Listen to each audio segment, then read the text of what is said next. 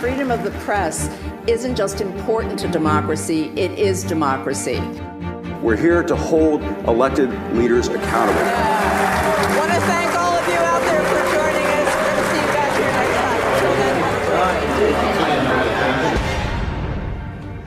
time. What do you get when you cross the 1918 pandemic with the Great Depression?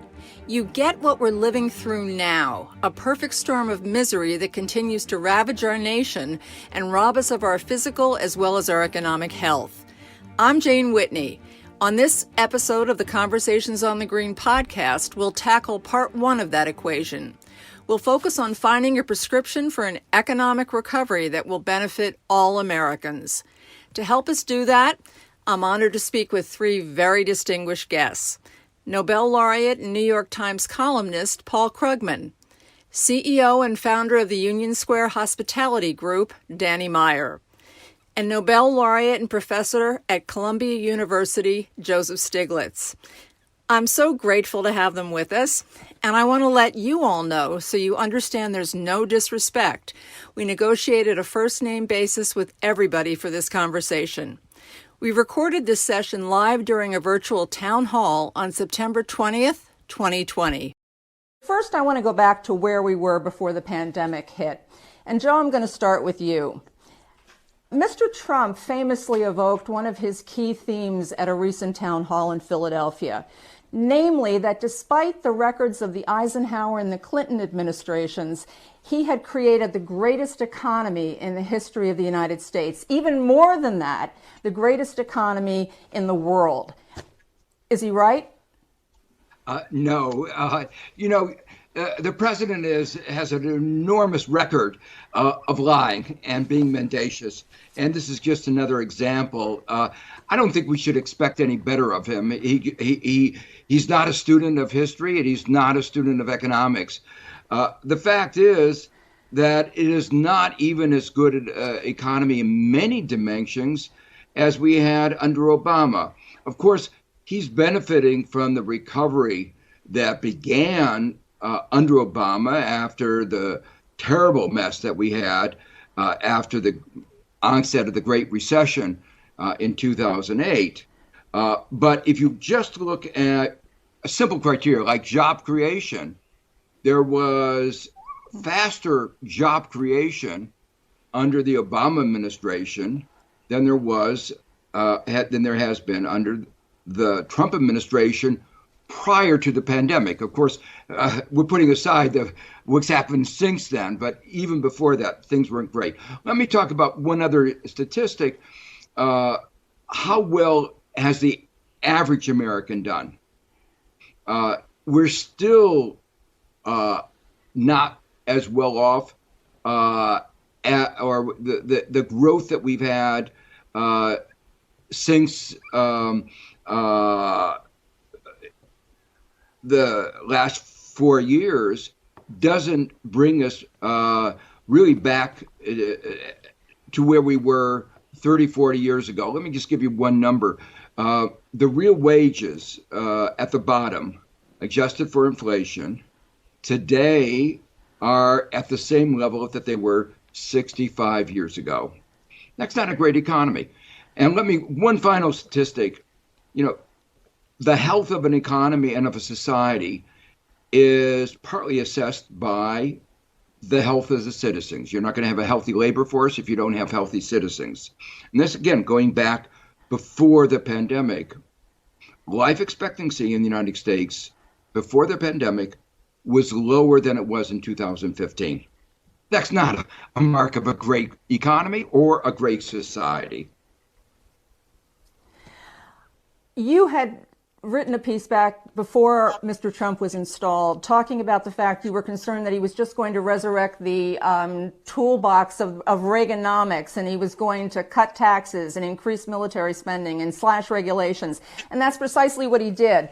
And yet he has gotten high marks from real people on the economy. How do you explain that disconnect? I don't have a really good explanation, and maybe Paul will have something to say about this. But in terms of He is resurrecting that old toolkit. What is true is there was a tax bill in December 2017. It was a tax cut for the billionaires and for the corporations. But the reality is that when that bill is what would have been fully implemented in 2026, the vast majority of Americans in the middle would have seen a tax increase. Now, we did get a little bit of a sugar high from the enormous injection of money into the economy. That's what Keynesian economics would have predicted. Not a surprise. But what is so actually how quickly it attenuated, so that the forecast again before the pandemic for 2020 was really anemic growth, under 2%. And that in the presence of a $1 trillion deficit, the largest deficit that we've had in peacetime, not in recession. And many people worried with that size of a deficit, would we be well prepared if there were another problem down the line? And of course, we now have another problem down the line. That is the pandemic. Well, I'm going to turn to Paul because, Paul, you also wrote a column called Gross Domestic Misery that actually hit on the point that Joe just made, which is that you can look at all kinds of stats and data, but fundamentally what really matters is whether an economy is helping people to live better lives. Still, by that standard, there are people, again, who gave Mr. Trump, even continue to this day to give Mr. Trump high marks for the economy. Do you have an explanation for that? Yeah, I think there are two biases that play in here. One is the persistent belief that rich people must know how to run an economy. That people who are rich, or people who have been successful at managing businesses, are good at running economies. When in fact it's a very different thing. Even genuinely great businessmen, which is not Trump is not, but even people who are genuinely great business people, the kinds of things you need to do to make a whole economy run are very different. But people look at somebody and say, oh, he's rich, he must understand money, therefore he must be good at economics. And the other is something, where do people talk about the economy most in the news media? They talk about it on CNBC. They talk about it in Bloomberg. They talk, and business media their audience is primarily business people, people who like tax cuts for the wealthy, and so they, without it being necessarily a deliberate political slant, they always tend to report more favorably on Republicans than on Democrats. This incident where Jim Cramer called Nancy Pelosi a crazy lady, the sanest person in American politics. Would he have done that to a Republican, even though there are a number of genuinely crazy people even in the economic policy team of the Trump administration? So I think between the bias of business reporting and just this general misperception that rich people have the answers to economic problems, there's an inherent bias towards thinking that Republicans know what they're doing. And of course, Trump was lucky. He inherited an economy that was having the longest, most stable recovery we've had for ages. And he had 3 years of miraculous good luck of nothing really bad happening, which is an unusually long period. And then, of course, when something bad did happen, he totally mishandled it. And yet, I'm going to go to a tweet from former Labor Secretary Robert Reich that summarizes what he thought the state of the economy was before the pandemic, when he said, when you have a home health aide worker making $24,000 a year and a restaurant cook making $27,000 a year and a cashier making $22,000 a year, and Jeff Bezos can make $120 billion in one day, and I looked this up, he actually did that on July 20th of this year, the economy is broken. So even when people thought it was going well before the pandemic, there are people who think it was broken. Were you one of them, Paul? I'm not sure that broken is the right word. It's an economy that was delivering GDP That the money was flowing. The total number of jobs was pretty good. What it wasn't delivering was a decent life.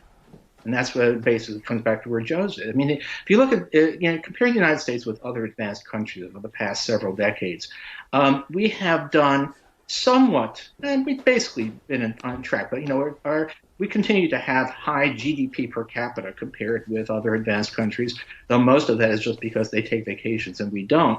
But there's this steadily growing gap in life expectancy. If you take an economy, I like a comparison with Italy, which actually is an economy, a country that actually does have a screwed up economy, which has actually done very poorly in terms of GDP over these past 20 years. And yet, back in the 80s, the Italians had the same life expectancy we did. Now they live 4.5 years longer than we do. So America is pretty good at generating profits, pretty good at generating GDP, but it's really terrible at generating a decent quality of life or even at keeping people alive. At this point, I want to go to somebody who's very good at generating hospitality, and that's Danny Meyer, who was credited 35 years ago with revolutionizing the hospitality industry by serving up everything from fine dining to shakes and burgers. Danny, how is your business going before the pandemic hit? Before the pandemic hit, we were moving along, but roughly the same way that I think we just heard that the U.S. economy was moving along, which was fine, but not great. And I would actually compare our industry to the kind of preconditioned elderly person pre-COVID, which is that the preconditions we had may have actually done us in as an industry, even without COVID. But if you get a little exposure to it, you're seeing it wipe us out right now. 10%, anywhere between 10 to 15% of restaurants in the United States have already gone out of business now. And that number, without any question, is going to go up dramatically for a handful of reasons. Number one is that until and unless Congress comes together again to pass some type of economic relief for workers, there is going to be a completely displaced workforce that's suffering quite a bit. And then secondly, until and unless there is some type of relief for the industry, which is highly unlikely because it's such a disaggregated industry. The restaurant industry in America, with, depending on who you talk to, anywhere between 600,000 and 1 million restaurants, has more workers when it's at peak form than the auto industry and airline industry combined. But because I had no idea. Wow. Yeah. Because you cannot put your arms around it, i.e., there's the city, Detroit, that relates to autos, and Seattle and others relate to airline travel or airline manufacturing. It's almost impossible for this industry to have the kind of voice it should have on behalf of the people who work there, and on behalf, obviously, of really the social and financial fabric of any town USA. Want to talk about what happened when mid-March somebody flipped a switch, everything changed, life as we knew it changed, and then by May we had started the worst three-month slide into economic devastation, wiping out 30 million jobs and nearly 5 years of growth. And Danny, since this show today is ultimately about people and their lives and how the economy affects it, you had to you closed your restaurants, you laid off, now you'll correct me if I'm wrong, 80% of your workforce, which was about 2,000 people. And more. I can't even imagine that. I mean, the word nightmare isn't really even strong enough to describe what that sounds like to me. How would you describe what you went through? Well, as I told someone, it would have been a nightmare if I could have actually fallen asleep. It was a disaster. I mean, I've spent 35 years building up an organization, starting with Union Square Cafe in 1985, and on to many other restaurants thereafter. And it felt awful. It became clear immediately to us that we would need to close. We actually closed our restaurants before it became a mandate in New York because we could see where this was going. And we said, look, we're going to put safety above all. And as you mentioned at the top of the show, it's truly a confluence of a health crisis and an economic crisis. And, you know, the fits and starts that have happened week by week, where our industry and every industry truly is waiting for some kind of leadership to end the health crisis so that we can get back on some kind of financial footing.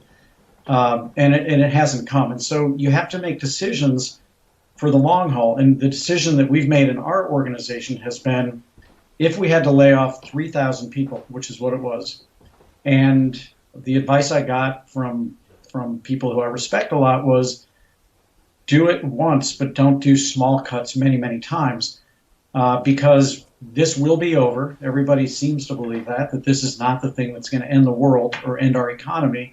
And when it is over, you've got to be around and you've got to be solvent, or you cannot get back to being an excellent employer. So the first steps we took after laying off that many people were to set up a 501c3. We called it the HUGS Fund, an anagram for USHG, Union Square Hospitality Group.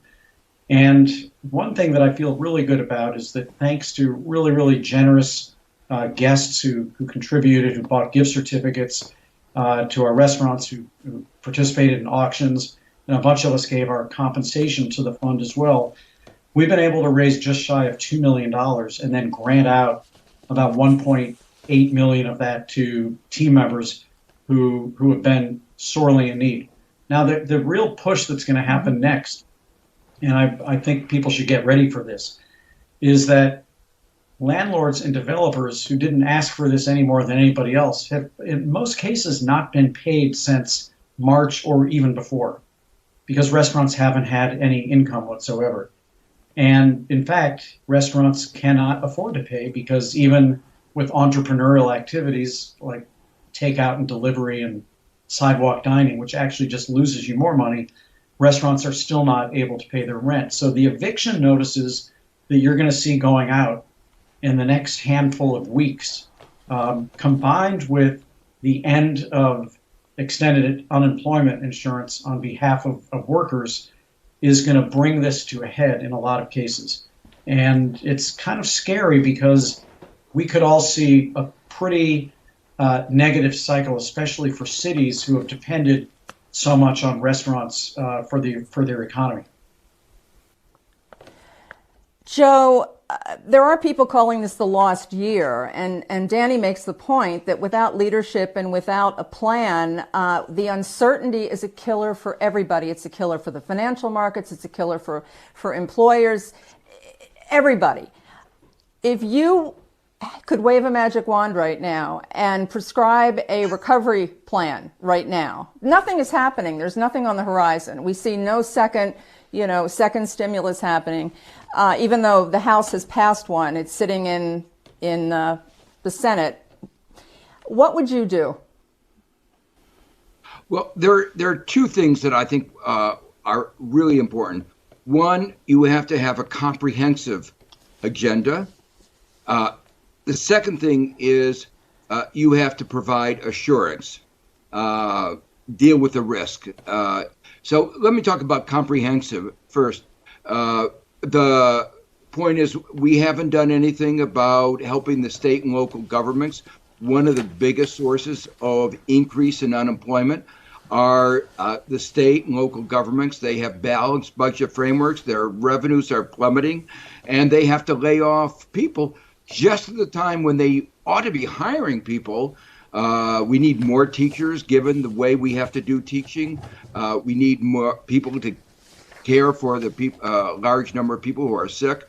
Our state and local governments are at the forefront in dealing with the whole host of education, welfare, healthcare problems, and no help for them.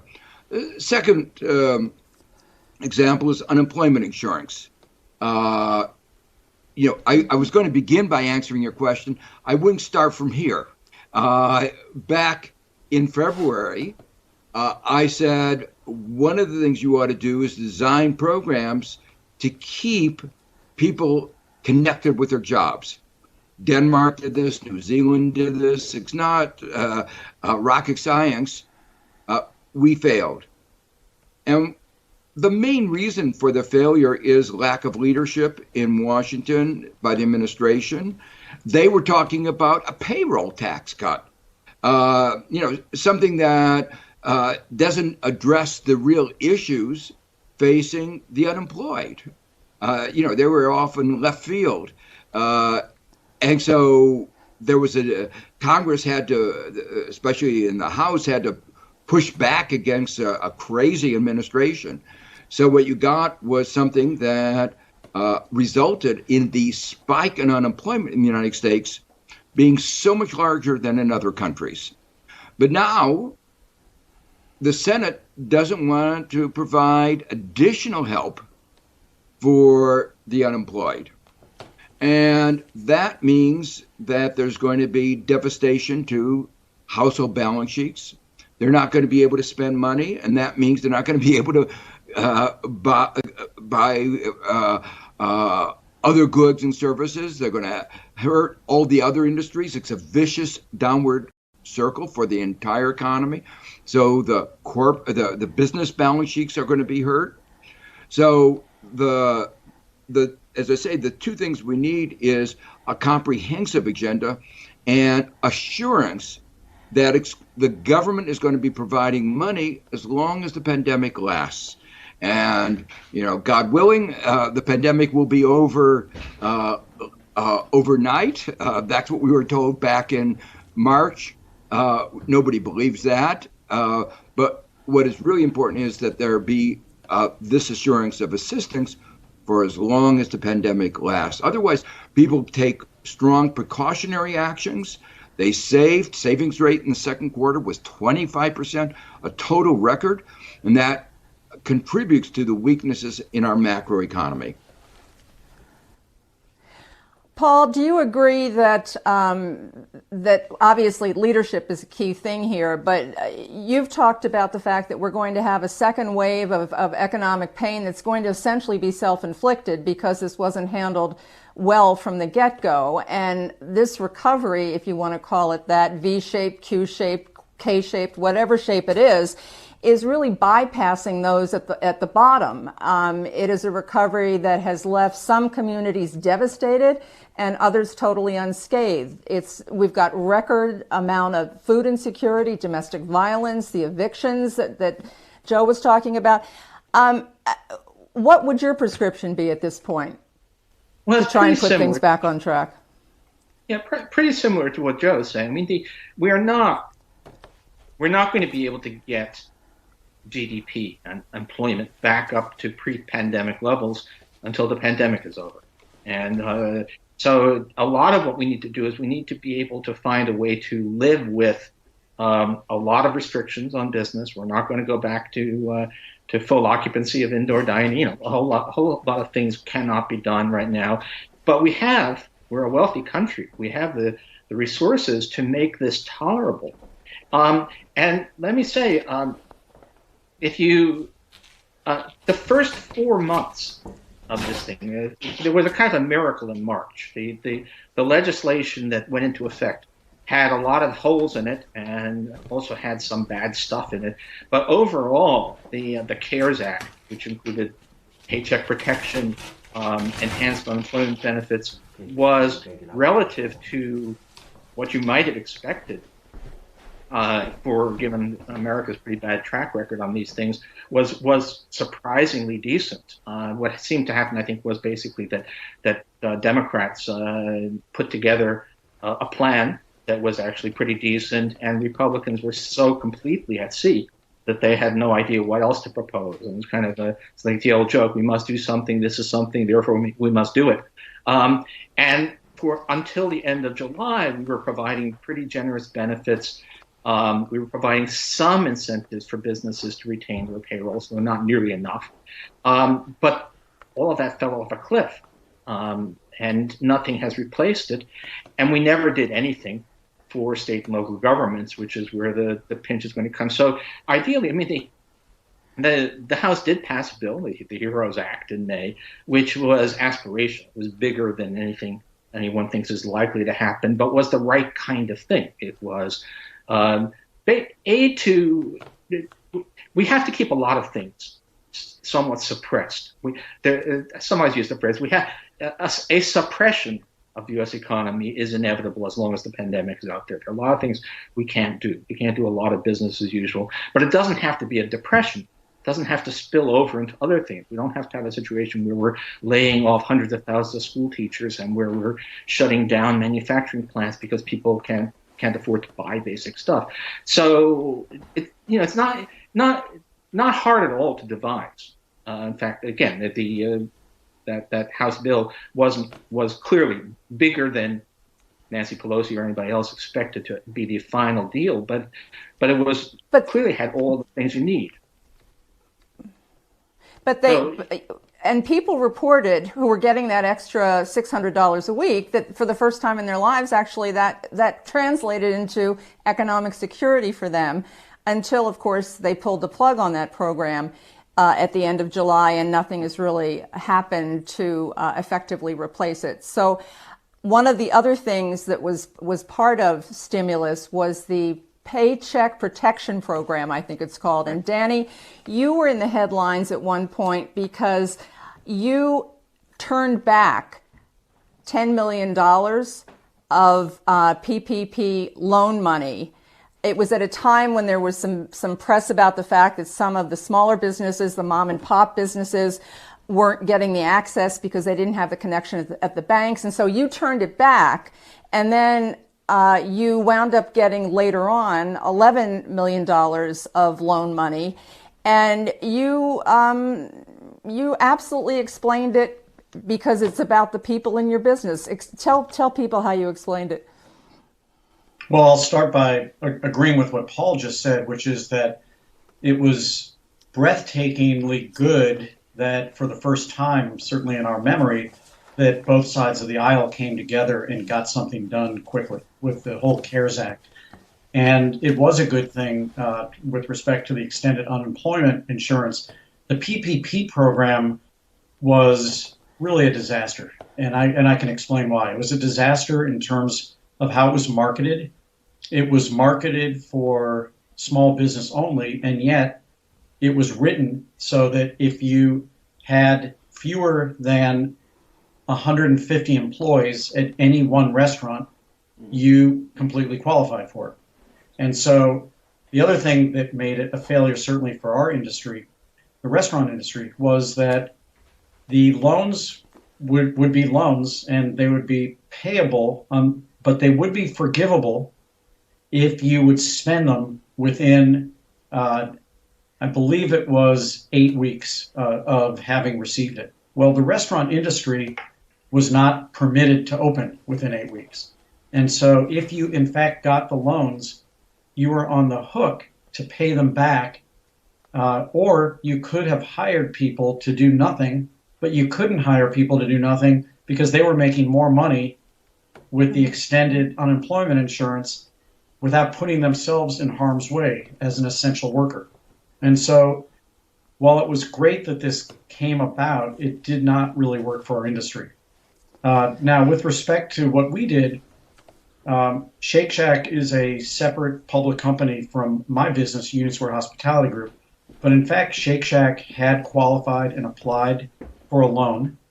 And as luck would have it, the very, very day that Shake Shack received the loan and disclosed it as a public company was the very day that the Treasury Department made it clear that they had not adequately funded PPP, and that there were many, many businesses who either because they didn't have the know-how or they didn't have the banking connections or maybe didn't even have a bank, had not succeeded. And it made it look, this was on a Friday morning, it made it look as if a company like Shake Shack had actually elbowed others out of the way, which is certainly the last thing that Shake Shack would have wanted. So that weekend, the board of Shake Shack got together and said, let's return the loan. And Shake Shack became the first public company to do so that then set off quite a wave. It certainly was not my intent ever to become a poster child for this program. But when Shake Shack did return the loan, the CEO of the company, Randy Garutti, and I'm the chairman of the company, wrote a letter on LinkedIn and made it very clear that we fully intended not only to return the Shake Shack loan, but that especially because Shake Shack is a public company that had access to raising money in the capital markets, which it did. It went out and sold some of its stock to raise money in the capital markets. My company, Union Square Hospitality Group, is a private business. And I will tell you that what you're seeing is basically two different stories going on in the restaurant industry right now. Sadly, many, if not most restaurants, spent their PPP funds restaurant by restaurant at a point when they would be forgivable. And those people have now been hired. Many are now being laid off again. Watch what happens in the macroeconomy. And it all depends on how long it takes. What we've chosen to do is to keep our loans as long as we can, not forgivable. We'll pay them back. It's a very low interest rate, which was a good thing. And we're basically putting most of our businesses to sleep until we get to the point where we can hire back people and we can do enough business so that we don't have to lay them off for a second time thereafter. And we're just, it's a game right now where you're rooting to see a sped up consumer confidence to come back against what your balance sheet is. And by the way, if I could have a hand in some type of macro public policy, one big advance that we did not have access to back in March or April or May, but now we do, is rapid testing. And I think that if government could provide, and or even a public-private partnership, where we could have the kind of big businesses that rely upon the hospitality industry being busy, credit card companies, and the like, to sponsor a full supply of rapid tests where every employee who comes back to work would have a test, say, every 2 weeks. The amount of confidence that would give workers to come back to work, employers that it was a safe environment, and I think ultimately guests that when I go to this restaurant, I know that it's a very safe environment, is going to get us from 25 to 50% and ultimately back to 100% indoor dining, which is going to be crucial. February in Connecticut is not a particularly good month to be eating outdoors. That was Danny Meyer, and you're listening to the Conversations on the Green podcast. We're going to take a brief break, and we'll have more conversation with our guests when we return, and questions from our virtual audience, too. Stay with us.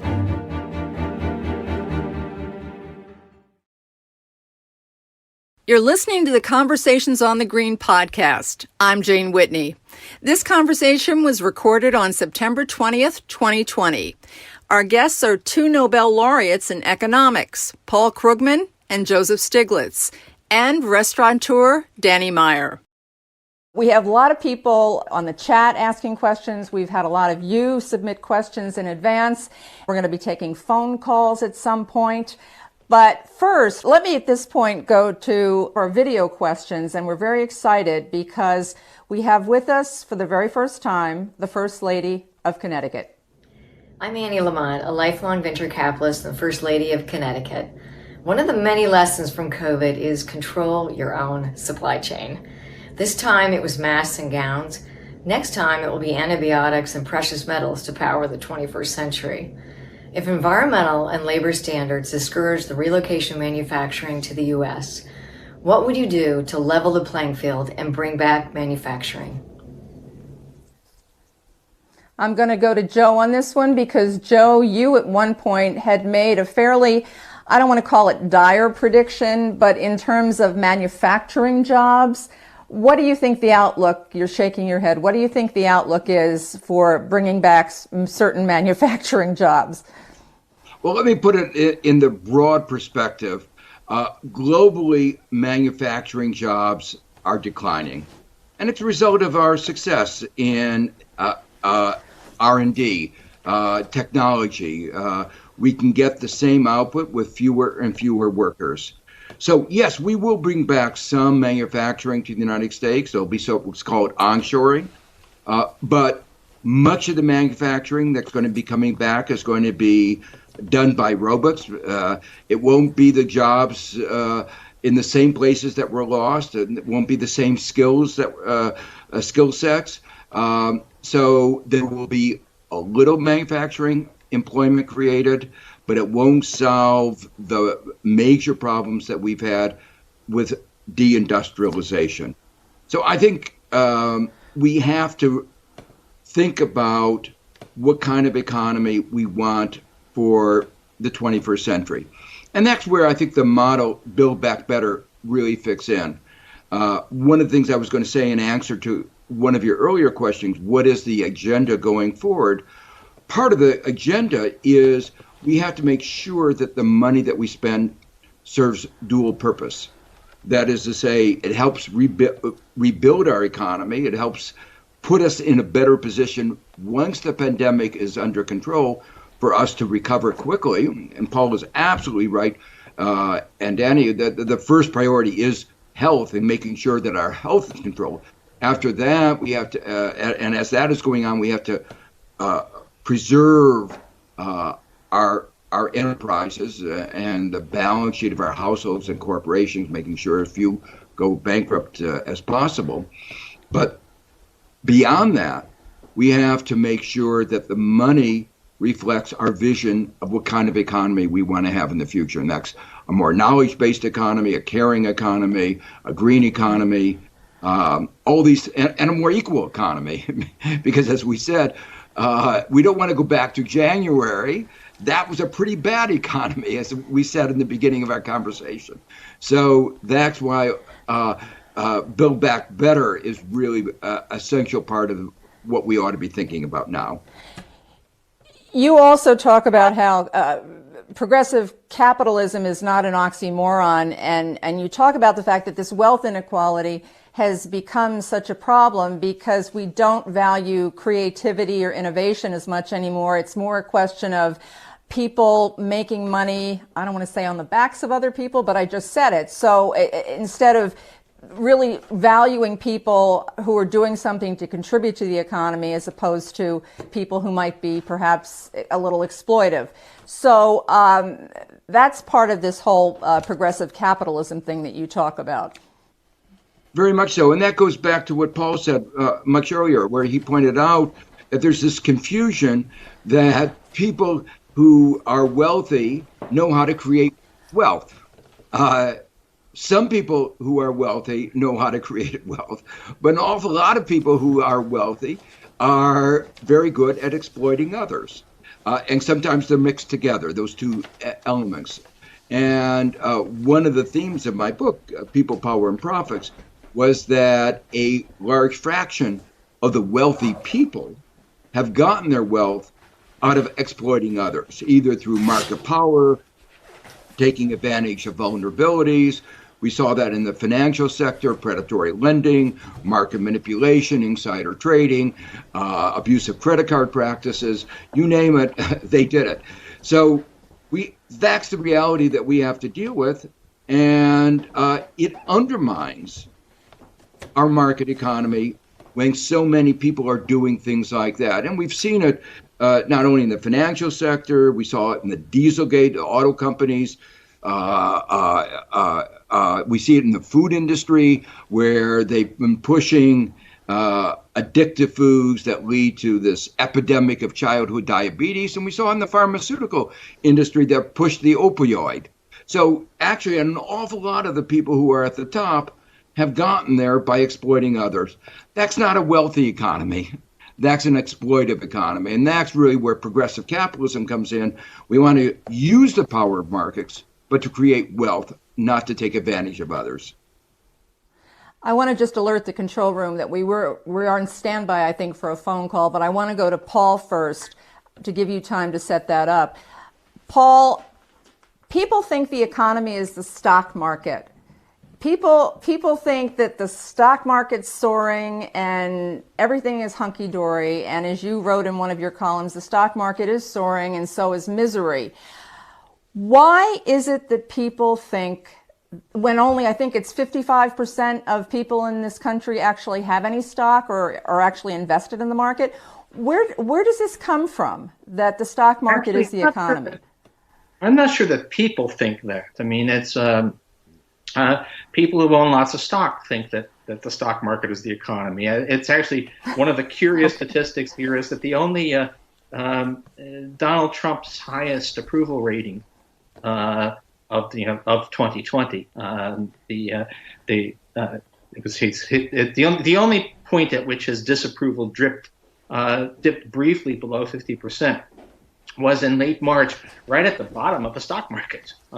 Stock market was crashing, but for a couple of days there, it sounded like he was actually serious about taking on the coronavirus. Oh, okay. And that's when people started to say, okay. oh, maybe he's not so bad. Then he proved that he actually was that bad. But this is a couple of points here. One is that stock ownership is very concentrated. Something close to 90% of stocks are owned by just 10% of the population. More than half are owned by just 1% of the population.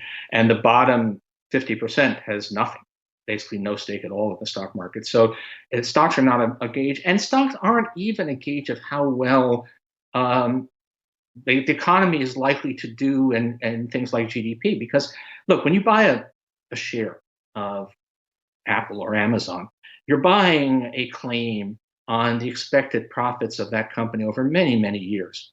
And what's going to happen to these are stocks that sell for 30 times earnings, 40 times earnings.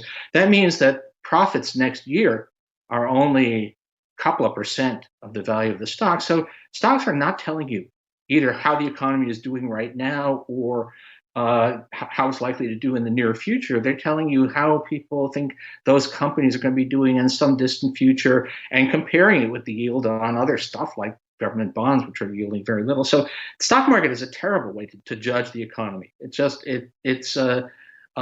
it has, by the way, track record is terrible. It's an old joke that the stock market predicted 9 of the last 5 recessions, right? It's just, the stock market is just neither here nor there when it comes to things that actually matter to real people. Danny, I want to talk a little bit about small businesses again and entrepreneurs, because your daughter Hallie is an entrepreneur and she started a business at roughly the same age, 27 or somewhere in there, that you started Union Square Cafe. She has, I'm going to plug it, an ice cream and coffee shop, I think, in New York City called Cafe Panna. And I mean, this is something that's also crushing the spirit of entrepreneurs in this country, which has been the lifeblood of the American economic experiment in many ways. How is she doing? She's doing great, Jane. She just, Cafe Panna just celebrated its first anniversary. And I'm going to just disagree with you for a minute. I think that somehow this whole pandemic is stimulating more entrepreneurial spirit than you can imagine. And I was on a call recently with some students from the Culinary Institute of America. That's the other CIA. And one of the questions, and it was kind of bittersweet because these kids have, in some cases gone into a fair amount of debt to get a culinary education. And the question was, what do I do with my life right now? And what is the outlook? And I had 2 pieces of advice for them. One was very different than I would have said in past years. And I said, don't go to New York City. There are pieces of this economy, of the restaurant economy, that are actually doing quite well in other parts of the country right now. But I said, get your footing. And then if you can hang in there for about a year and a half, you're going to find more entrepreneurial opportunities, even in a city like New York or any big city, than you've ever seen before. And the reason is that the real estate market has been completely irrational. The labor market has been completely irrational. And those are the 2 biggest expenses that restaurants of any type, whether you're an ice cream store or a full-service Michelin-starred restaurant, those are the two biggest expenses that you have. And especially real estate in big cities is going to come down. Look, all of our rents have been based on an expectation of yesterday in terms of tourism, business travel, office occupancy, and I hate to say it, but actually residents that are going to be completely upended. So if you can hang in there for a year and a half, what you're going to find is a city, not just New York, but a city in which a neutron bomb went off. And you're going to be able to walk into more talent, more margin opportunities, because the real estate costs have to come down. And secondly, the opportunity to walk into a built-out space, meaning that your opportunity to make a return is going to be much greater. Hallie has that kind of entrepreneurial sense. She pivoted before any of my restaurants did into becoming a business that sold pints of ice cream, even when she couldn't have people in the store to scoop the ice cream. And she's been selling it for delivery in New York City. She's been selling it throughout the country via a platform called Goldbelly, which delivers it overnight wherever you are in this country. And, you know, she has the kind of entrepreneurial spirit and I think tech know-how that is going to be crucial for this next generation of entrepreneurs. That's really encouraging to hear, but it brings up something else. One of your colleagues, the CEO of the company that owns Bryant Park Grill, Michael Weinstein, has said that he's out of New York. He's never coming back to New York. He's going to other places. And several people, a gentleman in New York named Harmon Skurnick, had asked the question, what do you think the future of hospitality is in New York City at this point? You don't have office buildings filled with people. You don't have tourists teeming around. What do you think? Well, it'll come back. You know, I think that Michael Weinstein, who is a great pioneer in our industry, is an example of why if you can just be a little bit patient, you're going to have better opportunities. Because if he does not come back, there's going to be less demand for residential apartments. If he does not come back, there are going to be more talented employees on the market. If he does not come back, there's going to be another many restaurant spaces. And restaurant landlords are going, for the first time in ages, to become much more rational about that underlying cost. So I hope he does come back because he's a great restaurateur, but I have no question in my mind that we are a social animal. And I think that dining out plays such an important role in the emotional fabric of our community. It's where people go to feel better. And you get a quick hit for 2 hours and you leave feeling a little bit better than when you came there. I also think that I'm watching what's happening with these outdoor shanties on the sidewalks all over New York City right now. And you have people clamoring, sitting outside with umbrellas when it's pouring rain, just for the opportunity to have good food surrounded by other people. And that's not normal. So I do believe that when we can get our arms around is normal. Safety, yeah. When we can get our arms around the safety aspects of this and just generate some consumer experience. So 25%, look, no one's going to make money at 25%. They probably won't even make money. We probably won't even make money at 50%. However, if you can get people comfortable saying, I did it, it was fun, the food was good, I could actually see people 8 feet away from me at the next table and smile at real people, then 50% will be safe. And we will get back to this. So I have a lot of hope. I really do. I think you should be a life coach in your next incarnation. You're very upbeat. It's refreshing right now.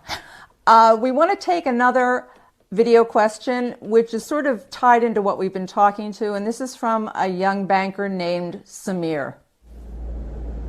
Hi, my name is Samir from New York.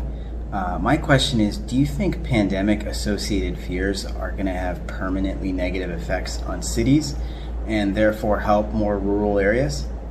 Thanks. Paul, I'm going to go to you on that one. What do you think the answer is there? I actually don't.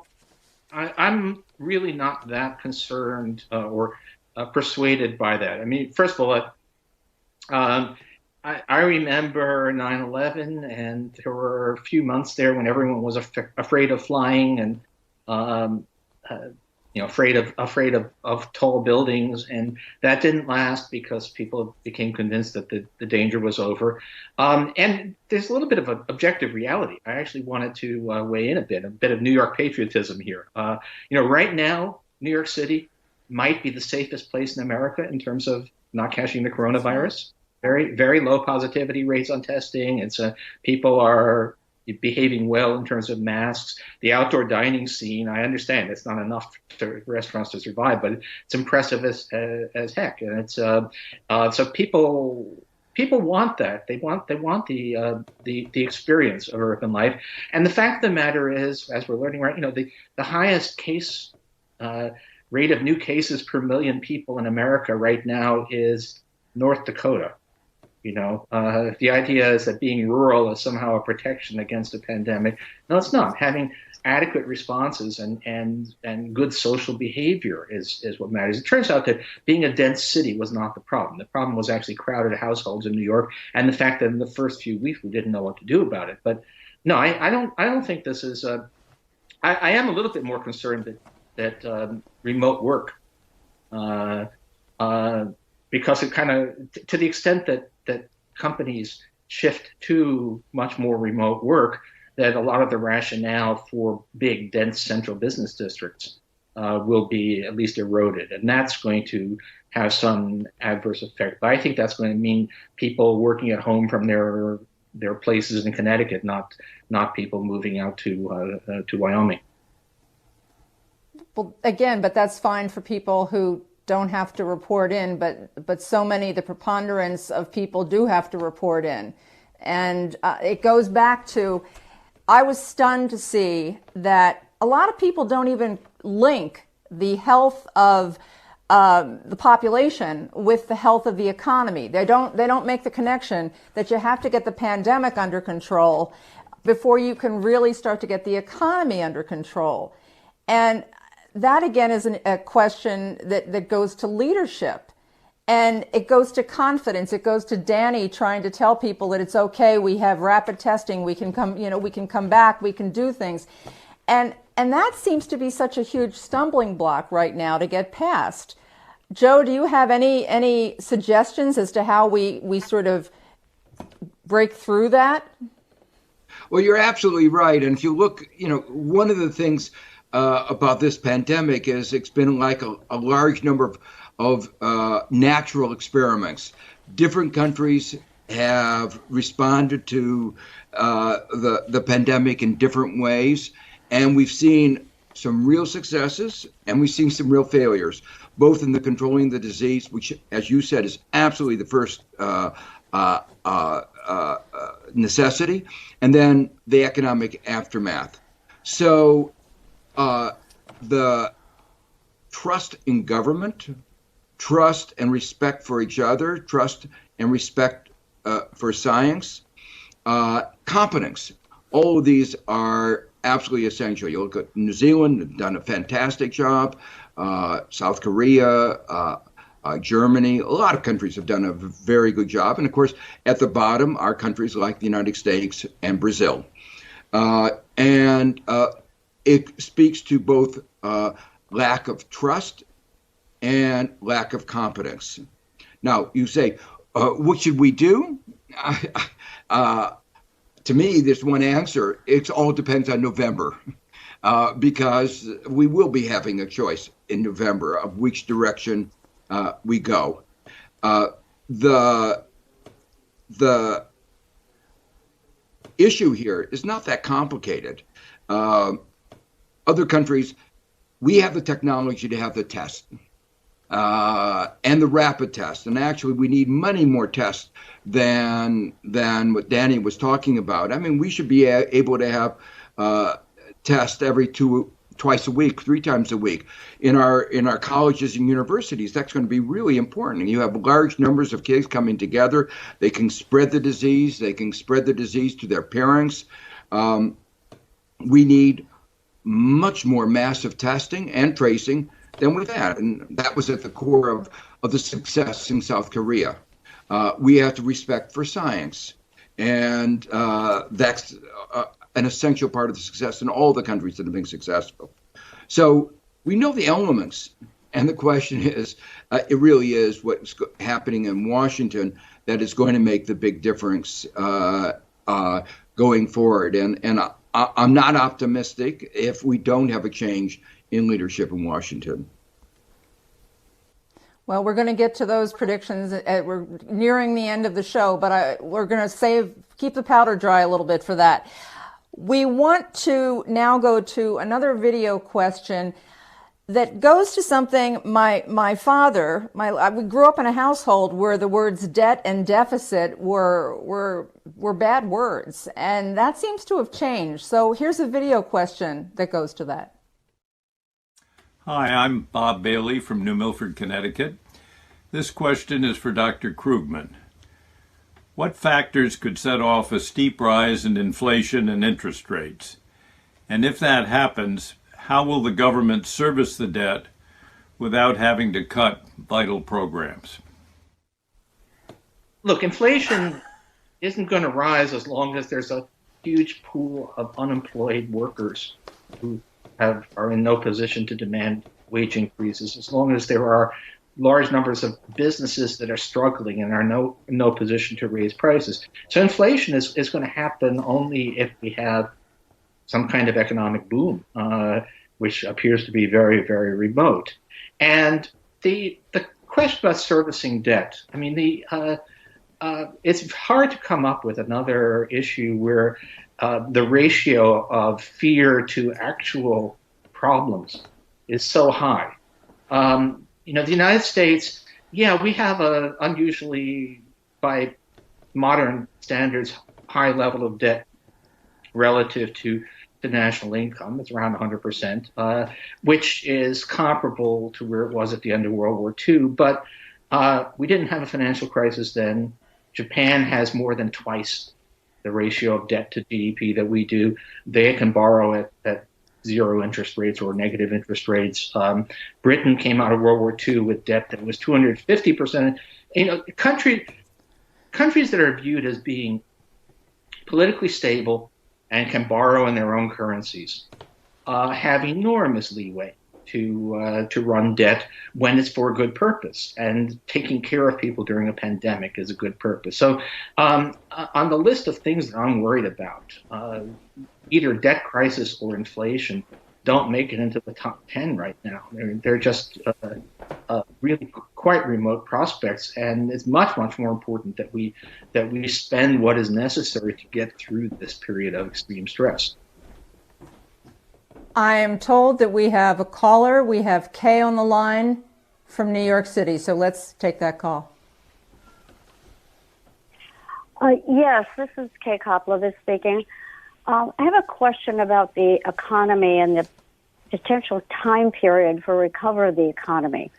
Even if there is a change of administration, and even if there is an emphasis on putting the money into the market for the economy for the workers, whether they're gig workers or unemployed workers from corporations, how long can we sustain our economy even under those conditions, assuming that even vaccines, should they be developed and be distributed and taken by, let's say, June of next year, how really vulnerable is the economy during this long next year period of time?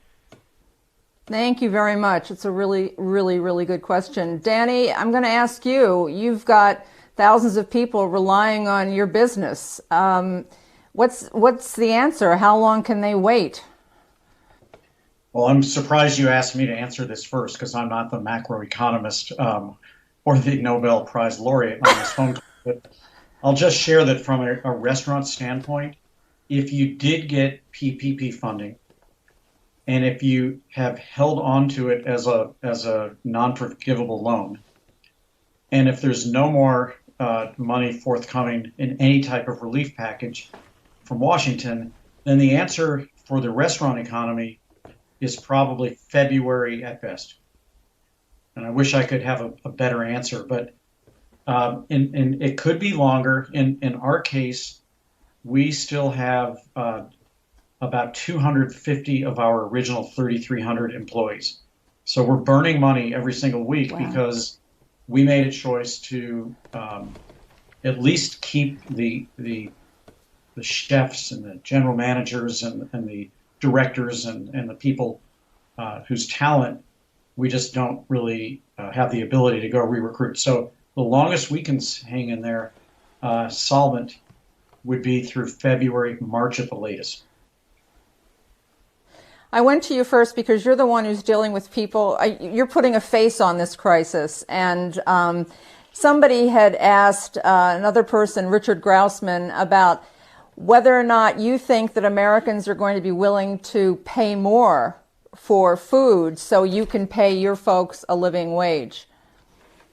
Well, there's two issues with respect to that. And something, by the way, that we've been working on with policymakers is instead of just looking at this as build back better, how can we build back in a much more sustainable way? How can we use this period of time to look at the very things that our industry needs reform-wise if we are going to be the kind of employer that can truly help the American economy? Look, the restaurant industry, probably second to none, even way before the gig economy, was the greatest first job employer in the country.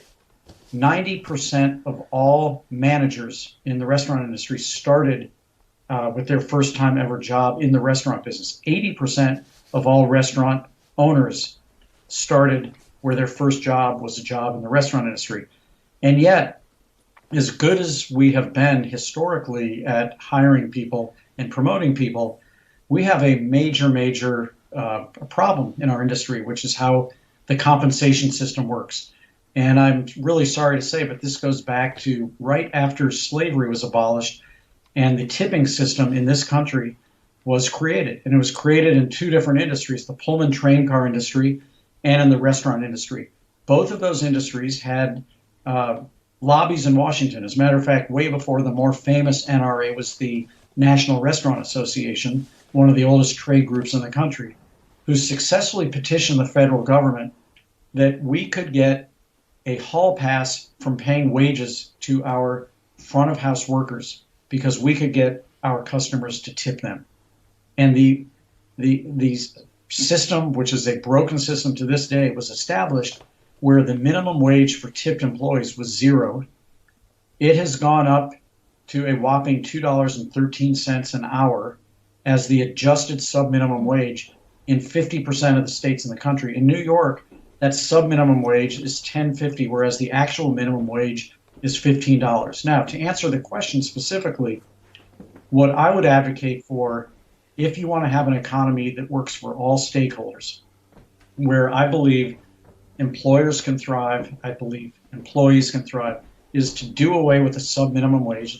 We're the only industry that has that. As a matter of fact, in New York State, the subminimum wage was eliminated for any other tip profession, whether it's hairdressers or whoever else got tips.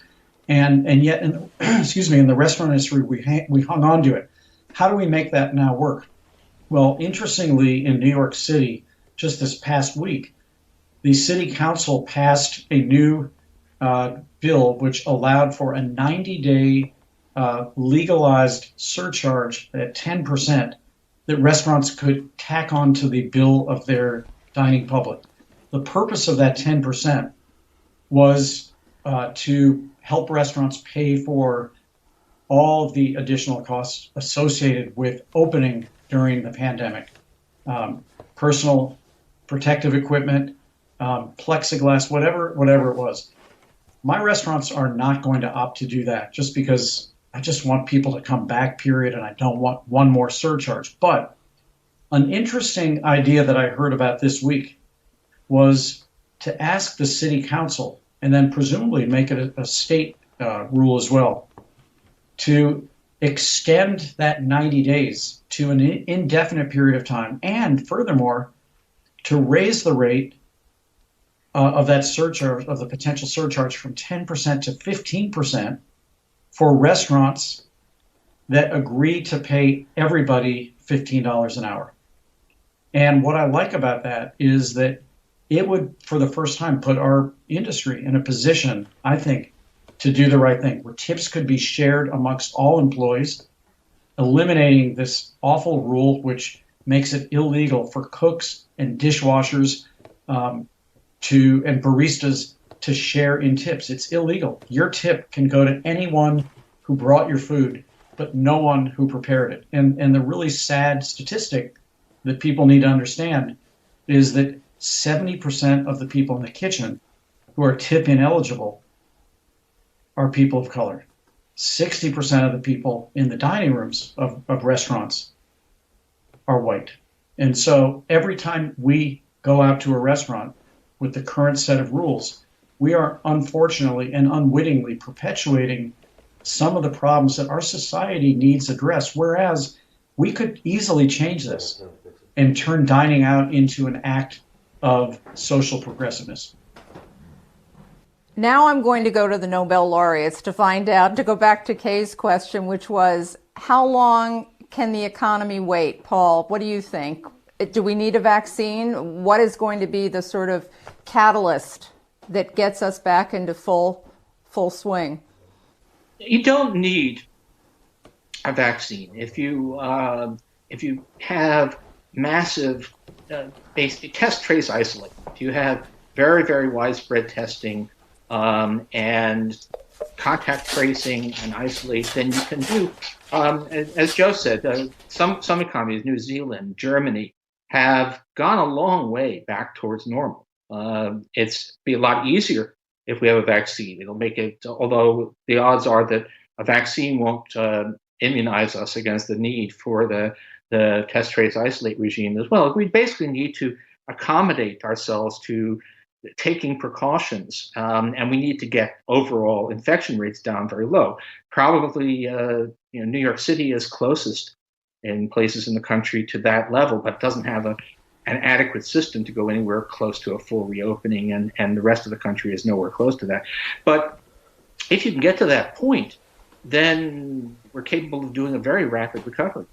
I mean, the United States, we lost 22 million jobs in the first impact of the pandemic, and then we got half of them back very quickly, because partly because some states had reopened prematurely, and that was a big mistake, but also because private entrepreneurs adapted. All of those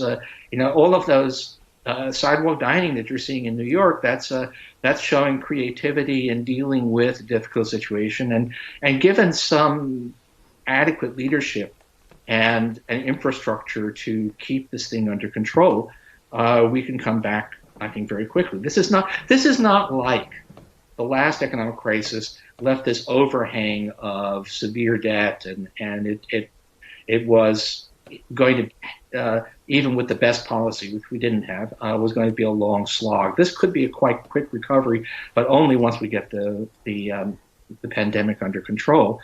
And but there's a bifurcation. I think what Danny's saying, if we don't have it under control, and we won't in the next few months, and we don't provide further aid, then things can get much, much worse, because a lot of businesses that have been hanging on are going to go under, and a lot of jobs that have been maintained there'll be a lot of layoffs. So the chance of, so we either have the possibility of a rapid, the rocket ship recovery that we were promised and didn't get is still possible, or we have the possibility of falling off a cliff, which I have to say worries me a lot.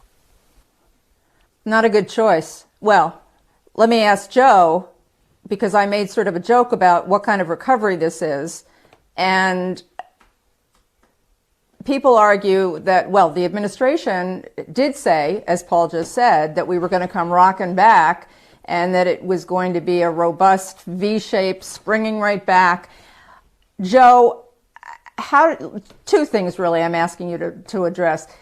What kind of, with the haves and have-nots and that disparity, what kind of recovery is this? And once again, do we have to have a vaccine before we really come rolling back? Yeah. The point that Paul made is absolutely right. There are countries that have basically gone back to near normal, not fully normal, but near normal without the vaccine, but good testing and tracing, good confidence in the government, respect for each other, wearing masks, all the other kinds of things that are part of containing the spread of the disease. New Zealand, South Korea, Germany, all have done it. So it's not necessary. It will make it obviously a lot easier, especially in the United States, where a lot of people don't have respect for wearing the mask. And but the other thing about the vaccine, we don't know how effective. Remember, we have a flu vaccine that we have to get it every year, and it's not 100% effective. So if we have a vaccine that's not 100% effective, certainly older people like me are going to be worried. And so we are going to continue taking precautions until we have a really fully effective vaccine. The second point I'd like to make is that the idea that we would have a V-shaped recovery, roaring back, was predicated on the idea that the interruption would be very short. The CARES bill was designed under the notion that the whole thing would be over in 6, 8, 10 weeks, and that's why everything ended the end of July. Well, that was a fantasy. I always thought, anybody that understood epidemiological models knew that that was not likely to be the case. The longer this goes on, the harder it is going to be to recover. And this is really the most important part, if it goes on and there isn't the kind of assistance that is necessary, then the damage will be deeper. So we've already doing a lot of damage. The failure to have sustained unemployment insurance, the failure to have a comprehensive program, including state and local governments, to help our universities, to help our educational institutions, all of these are doing long-term damage. The longer the money isn't there, the more the damage. And damage, pretty clear. Danny put it out pretty forcefully. Balance sheets of households, balance sheets of companies, bankruptcies. When bankruptcies occur, it leads to a loss of organizational capital. It leaves a legacy that takes a long term to recover. So Paul is right. In the beginning, we weren't in the state we were in 2008, where there was real devastation to the bank's balance sheet and to the economic balance sheet. But as a result of the failure of the administration to do anything beginning July, and we're now in September, and it looks like there not enough is going to be done, no matter what they're proposing is still not enough. The damage is going to mount, and that means the recovery is going to be more muted than it otherwise would have been. And the Federal Reserve is talking about at least 2022 before we're back to where we were. And a lot of people are saying that may be a rosy scenario. It all depends on what happens in the coming months. We're going to turn to future and election, but Danny, I did want to ask you, several people wrote in because they're concerned. They know that you have Shake Shacks all over the world. You have, I think, 250 in 15 countries. Out of curiosity, did they take the hit that you took in New York? The globe, in New York, yes. Shake Shack was able very quickly to pivot to a takeout and curbside pickup model, because it's the type of food that never depended on a reservation and a maitre d' and your favorite waiter or waitress taking care of you anyway. And so Shake Shack has been able to come back incredibly well. That said, Shake Shack's been a fantastic bellwether as to what's going on around the world. We've seen, because we're in the Middle East, we're in Asia, we're in Great Britain, we're in, believe it or not, Russia, Turkey, and we have had a chance to see which countries have spiked, have done better. We're in mainland China, Hong Kong, and we've also been able to see which cities in this country at a very early stage are suffering from spikes. So it's not to mention fires and hurricanes and every other climate-related issue that we've been facing in this country. But with the exception of New York City, which remains slow to come back for any food service business. And by the way, one thing a lot of people don't talk about is that in addition to the concentrated population in New York City, the vast majority of New Yorkers who work in the food service industry take public transportation to get there. And in fact, even a great deal of patrons take public transportation, even if it's taking a train from the suburbs to get into Manhattan. And so that's one of the reasons that Manhattan itself is just going to take longer than other places. If we still have the caller who's been very patient calling in from Sherman, Connecticut, we're going to take that call right now. Yeah, hi, this is Stephen from Sherman, Connecticut. So I want to know if the economy would still be a deciding factor in the upcoming election, or is it becoming decoupled from the outcome? Or is it becoming what? I'm sorry, I didn't get the last part. I'm sorry, is it becoming decoupled from the outcome? So I'm just trying to understand whether or not decoupled. Oh, okay. Still as it's usually the economy in previous years. All right, let's ask. It usually is the economy that drives the election. Paul, what do you think is going to happen this year?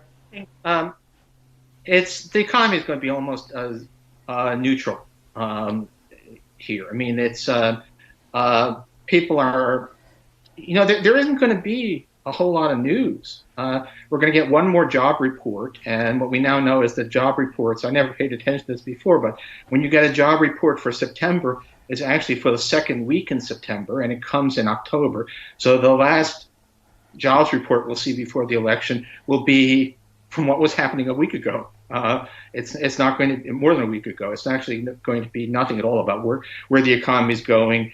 I think voters, I can't see anything that's going to happen that's going to change voters' minds. And right now, although people give Trump better marks than he deserves for the economy, it's not a large margin. And most people are saying that's not decisive. People are going to vote on handling of the coronavirus. They're going to vote possibly on handling of race relations and other things. This is going to be, I think the economy is going to matter less in this election than in any election in recent memory. Okay, I'd like to ask you about one thing, though, because I've never understood this. This has been such a wonderful experience to finally be able to ask real economists these questions as opposed to just speculating. So I'm going to ask you, Paul, because I know you've written about this. Why is it that Republicans always get the cred for the handling of the economy? If you look at the stats, if you look at the data, if Joe Biden is elected, he would be the third consecutive president to come in 3 decades and have to, how do I put this, clean up what the predecessor had done theoretically. Why is it that this perception persists that Republicans are better at handling the economy? Okay, so I think I addressed that partially earlier, but let's just say this. Partly it's the belief, again, that rich people know what they're doing. Partly it's that business media lean Republican and also do a lot of economics coverage. And there's also, some of us talk about the hack gap. That if you look at economists and other experts as well, but economists, Joe and I everybody kind of knows where our politics are. You didn't hear either of us say, oh, President Obama is the greatest thing that ever happened. He's the greatest invention since sliced bread. We're willing to criticize, to say negative things. On the other side, there's an awful lot of sycophancy on the part of commentators, so that you do actually have some asymmetry in this. But yeah, the actual fact is that the track record has been that the economy has consistently, over the past 50 years, done better under Democrats, so much so that the people who've calculated those numbers who say are baffled. We don't quite understand why the economy does so much better under Democrats, but it's Trump has presided over a kind of average economy for a better than average economy for a Republican, but kind of an average economy for a Democrat. So you're saying what it comes down to is when you're rich, they think you really know? That's sort of what I got out of that, but thank you for explaining that. I had a rich uncle, and people used to ask him for advice on their marriages. And there was no particular reason to believe Was he any good? About that, but because he was rich, they figured he knew about everything. He really knew. All right. We have a final video question that really brilliantly sums up what we've been talking about. So, Danny, I'm going to give you the first crack at this. We're almost out of time, but we'd like to go to this final video question right now. Hi, this is Gordon Fowler, President and CEO of Glenmead Trust Company. What would it take to not only get us out of this economic disaster, but to do it in such a way that there was broad-based prosperity and the average American saw a real improvement in their standard of living? Danny, you've touched on that quite a bit in terms of what you think should happen. But to make the economy work for everyone, not just those at the top, if you were in charge, what would you do? I would love to see more adoption of the stakeholder model that says, we call it in our company, we call it enlightened hospitality, where you realize that every organization in the world has the exact same 5 stakeholders, and that you actually can reject what I learned in the one economics class I took at Trinity College, which was the Milton Friedman doctrine of putting the shareholder first. And instead, you can actually create a virtuous cycle where by putting your employees first and your customers second and the community in which you do business third and your suppliers fourth and your investors fifth, not as a totem pole where the investor is at the very bottom, but because, in fact, the best way to drive better investor outcomes is first to have driven better employee outcomes. And then you have a staff of people who are exceptionally motivated to take great care of your customers, who are then exceptionally motivated to spend more money, which gives you more money to invest in your community, which means your community is rooting for your success, which means you have more money to buy better products. And if you do your job really well, you should have more money for your investors, who then have more money to reinvest in your employees so they can get raises and advances. And I think that stakeholder model, in which the only way for any stakeholder to win is for all stakeholders to win. You break that anywhere, you've broken the whole thing. But you start it with the employees first. Which is what you always done, I know. I want to go to Paul to find out what's his optimal model to try and make this a more equitable economy. Oh, I think you work on multiple fronts. The fact of the matter is we know a fair bit about what works. I mean, other countries, no one does everything right, but we look at the Nordic countries, the Denmark or Finland, they have much higher wages for service workers, among others. They have much better social guarantees. They are, by all accounts, the happiest, most highest life satisfaction in the world. And they do it all. Everything works. They have slightly lower GDP than we do. Again, that's because they take vacations. Their productivity is the same as ours. So this is not. I mean, it's politically very hard, but you just do a bunch of things that are all in the direction of a little more social justice, a little less raw profit maximization, And they add up, they accumulate, they reinforce each other. This is not such a hard thing to do. It's a uniquely, we should ask what it is about our society, our political system, that keeps us from doing things that we know from the experience of other countries, and to some extent from our own experience actually do work to make people's lives better. Joe, I'm going to give you the last word and ask you how confident you are that we're going to get through this unprecedented chapter, and that your grandchildren, I don't you have three, or you have grandchildren, Sure, are going to reap the benefits of a more equitable economy. How optimistic are you? I am. But let me first answer the question that you asked to Danny and Paul. So the first answer is I would have more businessmen like Danny. That would be the first part of the recipe. And then I would ask the question in a way that Paul asked, why is our society not producing more businessmen like Danny? What is it about what we're doing that is creating too many businessmen who are too selfish? Partly it's ideology, Milton Friedman's ideas, just put shareholder value. So we have to change our education system, including what is taught in the business schools. More broadly, public policy is really important. We have to write the rules of the market economy in ways that create this fair, more inclusive, more society with more shared prosperity, antitrust laws, better labor legislation, better corporate governance. And we have to have tax laws. I mean, we are a peculiar society where those at the very top pay a smaller fraction of their income in taxes than those below. And we have to have public expenditure policies. We are the only advanced country that doesn't recognize access to health care as a basic human right. Now, you asked the question, how optimistic? I'm actually fairly optimistic. The reason I'm optimistic is twofold. One, if you look at polls about where people care about, what do they want? Do they want a significant increase in minimum wage? Do they want health care for all? Do they want everybody have access to higher education? Do they want, you list the things that I call progressive capitalism or whatever name you give it. People really want these things.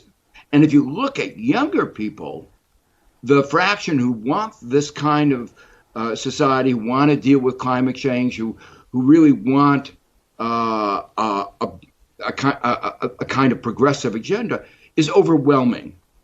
So the real question is, will our democracy be able to deliver what the vast majority of Americans want? And I'm optimistic that that will happen, but it's very clear it's a battle, and it will depend on voter turnout in November.